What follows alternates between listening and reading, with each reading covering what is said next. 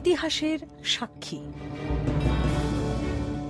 2006 সালের নভেম্বর মাসে 9 মাস ব্যাপী বিচারের পর মৃত্যুদণ্ডে দণ্ডিত হয়েছিলেন ইরাকের ক্ষমতাচ্যুত শাসক সাদ্দাম হোসেন। সেই বিচারের সময় সাদ্দাম হোসেনের পক্ষে যিনি আইনজীবী ছিলেন তাঁরই স্মৃতিচারণ নিয়ে বিবিসির ফারহানা হায়দারের প্রতিবেদন পরিবেশন করছি আমি পুলক গুপ্ত।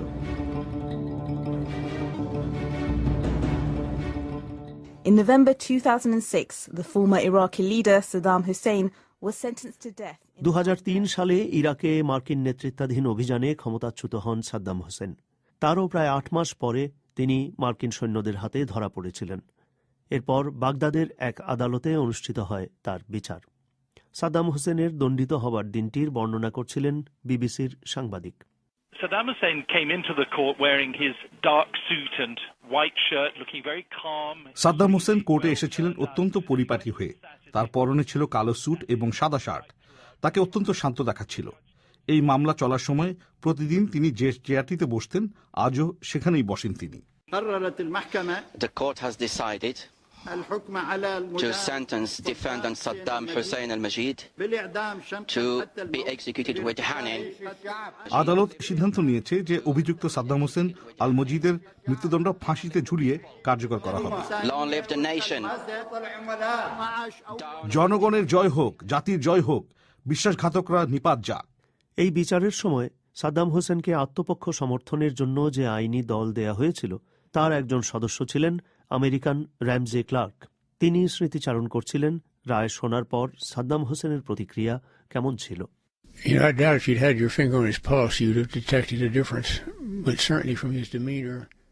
হয়তো যদি আপনি তার হাতের উপর আঙুল রেখে তার নাড়ির গতি পরীক্ষা করতেন তাহলে হয়তো একটা তফাৎ ধরা পড়ত, কিন্তু তার মুখ, চোখ বা দেহের ভাবভঙ্গিতে রায়ের আগে বা পরে কোনো পরিবর্তন দেখা যায়নি।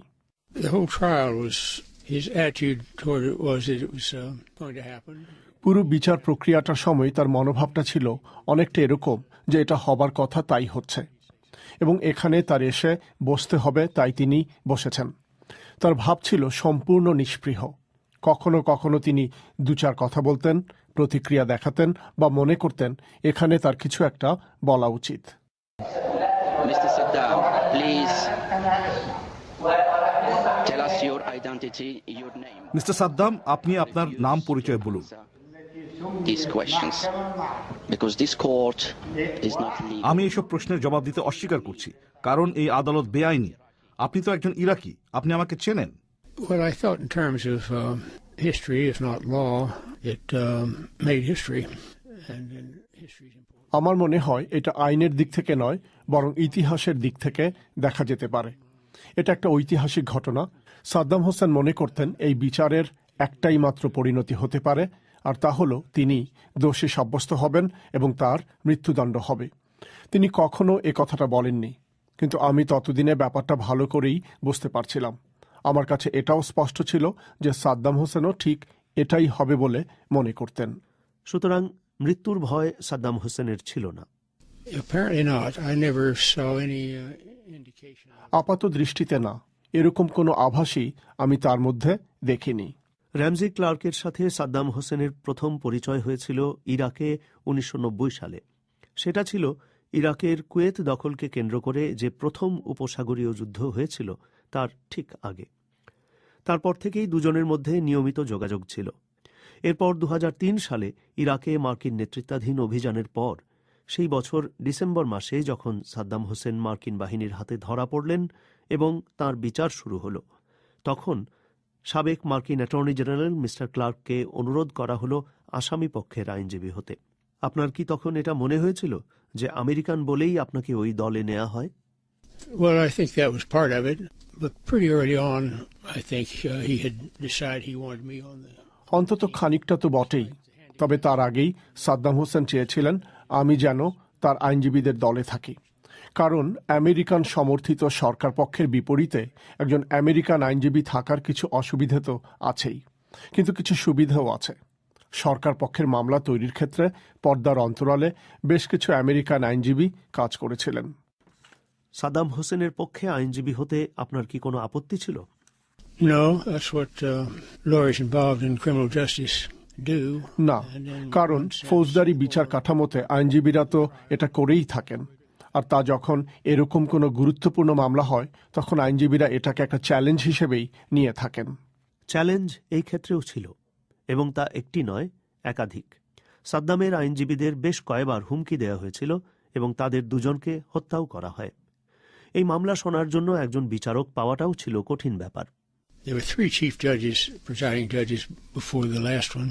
2 were removed or replaced. The first judge resigned very early. শেষ পর্যন্ত যে বিচারক দণ্ডাদেশ দেন তার আগে এই মামলায় 3 জন বিচারক ছিলেন। এর মধ্যে 2 জনকে বিচার শুরুর পর সরিয়ে দেওয়া হয়। তৃতীয় বিচারকের বাড়ি ছিল ইরাকের একটি শহরে, যা ইরান ইরাক যুদ্ধের সময় ব্যাপকভাবে ক্ষতিগ্রস্ত হয়েছিল। যদিও এটি ছিল একটি ইরাকি শহরে, কিন্তু শহরের লোকেরা মনে করেন ওই শহরের ধ্বংসলীলার জন্য ইরাকি বাহিনী দায়ী। বিশেষ করে এই বিচারক যে মামলাটিকে মুক্ত দৃষ্টিভঙ্গিতে দেখবেন এমন কোনো সম্ভাবনাই ছিল না। একজন নিরপেক্ষ বিচারক পাওয়া ছিল খুবই কঠিন। সাদ্দাম হোসেনের ক্ষমতায় থাকাকালীন সময় নিয়ে অনেক অভিযোগ থাকলেও তার বিচার হয়েছিল শিয়া প্রধান শহর দুজাইলের এক হত্যাকাণ্ডের জন্য, যাতে নিহত হয়েছিলেন 148 জন লোক। এই মামলা চলার সময় আদালত কক্ষে প্রায়ই গোলমাল হতো। সাদ্দাম হোসেন অনেক সময়ই শুনানি চলার সময় ক্রুদ্ধভাবে বিভিন্ন মন্তব্য করে বাধার সৃষ্টি করতেন। তবে সাক্ষ্য প্রমাণ শোনা সম্পন্ন হয়েছিল এবং এই 9 মাসের বিচার প্রক্রিয়ার সময় র্যামজি ক্লার্ক তাঁর মক্কেলকে ভালোভাবেই জানার ও বোঝার সুযোগ পেয়েছিলেন। He was always very dignified. He's a dignified man, stood very erect. Saddam হোসেনের আচার আচরণ সবসময় ছিল মার্জিত। তিনি সোজা হয়ে দাঁড়াতেন, শান্ত এবং একাগ্রভাবে কথা বলতেন। একজন ব্যক্তি হিসাবে সাদ্দাম হোসেনকে আপনার কেমন মনে হয়েছিল? Well, he was certainly a thinking person. He was a person that wanted to know. In other words, he didn't think he knew it all. তিনি নিশ্চয়ই একজন চিন্তাশীল ব্যক্তি ছিলেন। তার অনুসন্ধিৎসা ছিল। তিনি মনে করতেন না যে তিনি সবই জানতেন। কোনো একটা বিষয় নিয়ে তিনি গভীরভাবে আলোচনা করাটা উপভোগ করতেন। তার সময়কার পৃথিবী এবং ইতিহাস সম্পর্কে তার মূল্যায়ন ছিল এইরকম যে শক্তি প্রয়োগের মধ্য দিয়েই চূড়ান্তভাবে বিজয়ী হওয়া যায়। শান্তি প্রতিষ্ঠা করতে হলেও শক্তি প্রয়োগ করতে হয়। জীবন এরকমই। র্যামজি ক্লার্কের মনে আছে সাদ্দাম হোসেন সবসময়ই একটি জিনিস তার সাথে রাখতেন, সেটি হচ্ছে কোরআন।